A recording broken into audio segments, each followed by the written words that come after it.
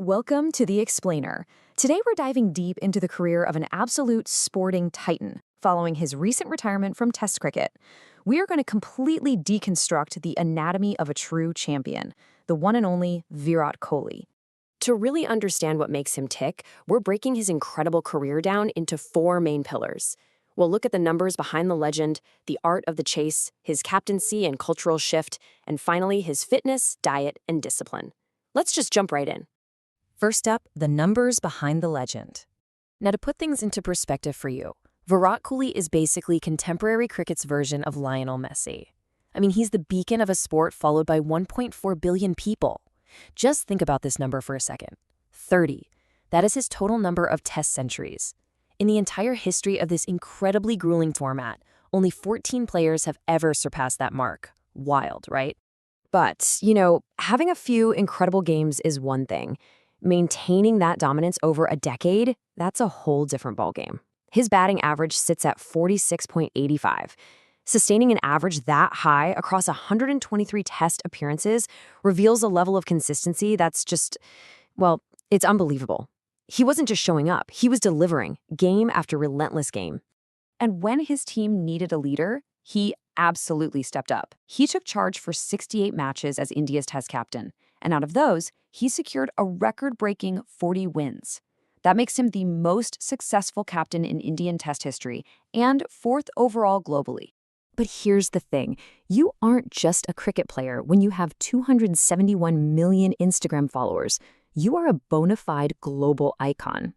That massive following brilliantly illustrates the immense cultural weight he carried every single time he stepped out onto the pitch. So, if we sum up his on-paper legacy, the milestones are literally staggering. We're talking over 9,200 Test runs, which puts him fourth all-time for India. He's got 7 double hundreds, and get this.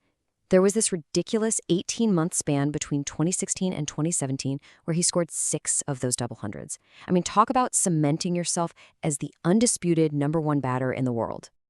All right, moving on to Section 2, the art of the chase. Now, you might be wondering, what makes him so unbelievably good under pressure? Well, Kohli's success isn't just about hitting the ball hard. It's about how he solves the ultimate cricket puzzle. See, average batters usually panic. They try to accelerate way too early, they get totally dependent on hitting boundaries, and they start making really emotional shot choices. Kohli, he has the exact opposite. He relies on strike rotation, tempo control, and risk compression. He actively takes the volatility right out of the chase. The real operational core of his method is strike rotation. Basically, he manipulates angles to make sure he's continuously scoring through singles. This completely prevents the scoreboard from stagnating.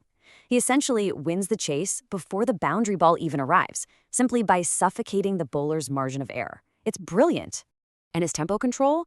It's literally a step-by-step masterclass. In the early overs, he compresses risk using vertical bat scoring. Then, in the middle overs, which is really where he separates himself from the pack, he stabilizes and stretches the field. Finally, in the death overs, he expands his shot range without a single hint of panic. He engineers this gradual acceleration without ever fracturing his core identity as a batter. But let's be real, technical skill alone isn't going to cut it. The mental discipline required here is absolutely immense. He forces fielding errors through incredibly aggressive running between the wickets. He's constantly communicating. He keeps total emotional control through these very short, strict routines between deliveries. That kind of decision stability under extreme stress, that is exactly what separates him from the more explosive improvisational finishers out there. Okay, let's shift gears to Section 3, captaincy and cultural shift.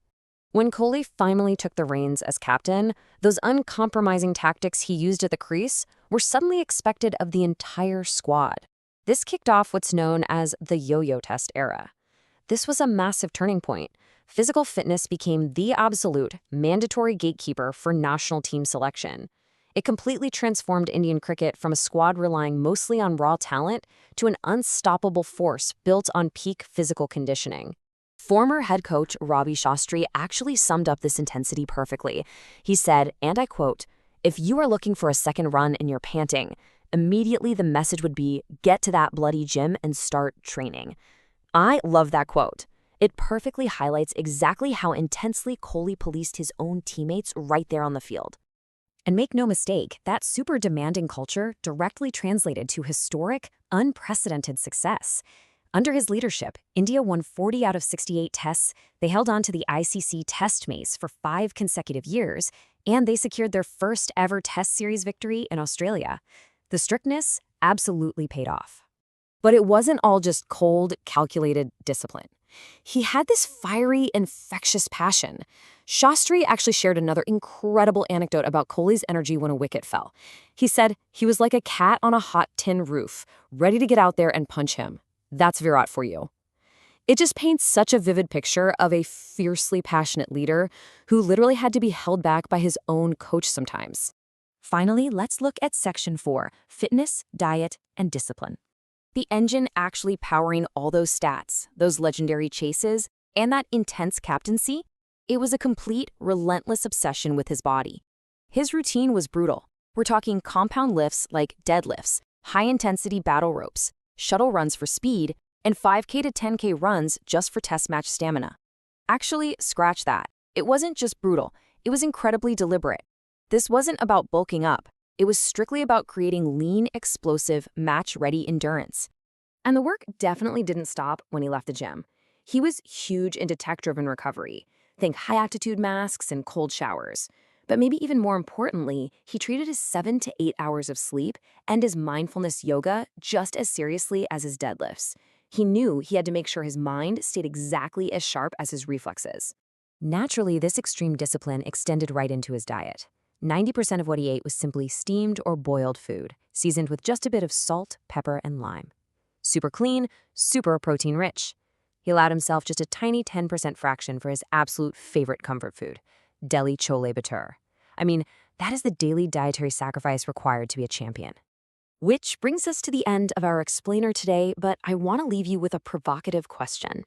With the Kohli stepping back from Test cricket, who is going to inherit the incredible fitness and chase standards he set? It really challenges all of us to consider who could possibly fill the massive void left by this transformational titan. Thank you so much for joining me. Keep learning, and I'll catch you on the next explainer. Welcome.